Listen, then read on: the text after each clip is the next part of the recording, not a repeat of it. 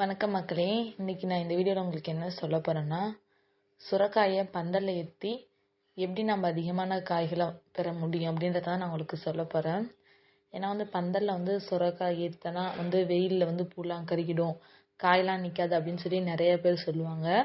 அப்படியே நடக்கும். அதையும் தாண்டி நம்மளால் எப்படி நிறைய காய் பறிக்கிறது அப்படின்றதான் நான் இந்த வீடியோவில் சொல்ல போகிறேன். இது என்னோட சொந்த அனுபவம் தான். அதை தான் நான் கூட ஷேர் பண்ண போகிறேன் இன்றைக்கி. நீங்கள் பந்தலில் சுரைக்காவை ஏற்றணும்னு முடிவு பண்ணிங்கன்னா, முன்னே நீங்கள் நடுற இடத்த நல்லா ரெடி பண்ணிக்கணும். நல்லா இப்போ நீங்கள் நிறைய இடம் வைக்கிற மாதிரினா டிராக்டர் வச்சு 2 to 3 டைம் நல்லா உழுதுக்குங்க. அதுக்கப்புறம் எருவு போட்டு அதுக்கப்புறம் நட ஆரம்பிக்கணும். ஒருவேளை சின்னதாக நம்ம வீட்டுக்கு மட்டும் தான் நட போகிறோம் அப்படின்னா 3க்கு 3 மாதிரி பள்ளம் கொஞ்சம் ஒரு 1.5 அடிக்கு எடுத்து அதில் எரு, மக்கிய தொழு உரம், இலையோட துகள்கள் இதெல்லாத்தையும் போட்டுருங்க. போட்டு ஒரு 4-5 நாளைக்கு அப்படியே விட்டுருங்க. விட்டதுக்கு அப்புறம் தான் நீங்கள் செடி நடணும். செடி அப்போவே விதையாக நடாதீங்க.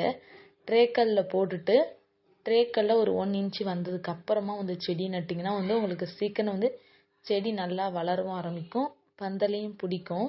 அப்படி தான் நான் ட்ரை பண்ணேன். கொடியை பந்தலை தொட்டதுக்கு அப்புறம் பூ வைக்கும்போது பூ விழுந்துடும். ப்ளஸ் அந்த காய்களும் சின்ன சின்னதாக கருகி போயிடும். அதுக்கு என்ன பண்ணணும்னா, தேமூர் கரைசல் அதை நீங்கள் வீட்டிலே ப்ரிப்பேர் பண்ணிவிட்டு, அதாவது பூ வைக்கிறதுக்கு முன்னாலே நீங்கள் ப்ரிப்பேர் பண்ணி ரெடியாக வச்சுருங்க. அப்போ தான் அந்த பூ வைக்கும்போது அந்த காயெலாம் கருகிற டைமில் நீங்கள் அடிச்சிங்கன்னா சரியாக இருக்கும்.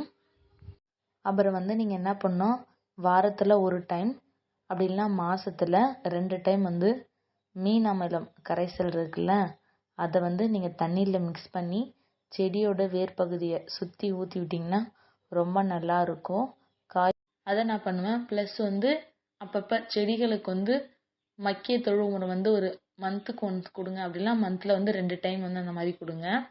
அப்போ தான் செடியுமே ரொம்ப நல்லா இருக்கும். பாருங்கள், என் செடியில் பார்த்தீங்கன்னா ஒரு நாளைக்கு 10 காய் பறிப்பேன். திருப்பி ஒரு 2 நாள் கழிச்சு பார்த்தா 10 காய் பறிப்பேன். கொத்து கொத்தாக காய் வச்சுக்கிட்டே தான் இருக்கேன். என்னால் பறிக்க முடியாத அளவுக்கு. இந்த மெத்தடை நீங்களும் ட்ரை பண்ணுங்கள், ரொம்ப நல்லா இருக்கும். இதோட சீட்ஸ் எல்லாமே என்கிட்ட அவைலபிளாக இருக்குது. வேணா கமெண்ட்டில் சொல்லுங்கள். இந்த வீடியோ பிடிச்சிருந்தா மறக்காமல் லைக் பண்ணுங்கள்.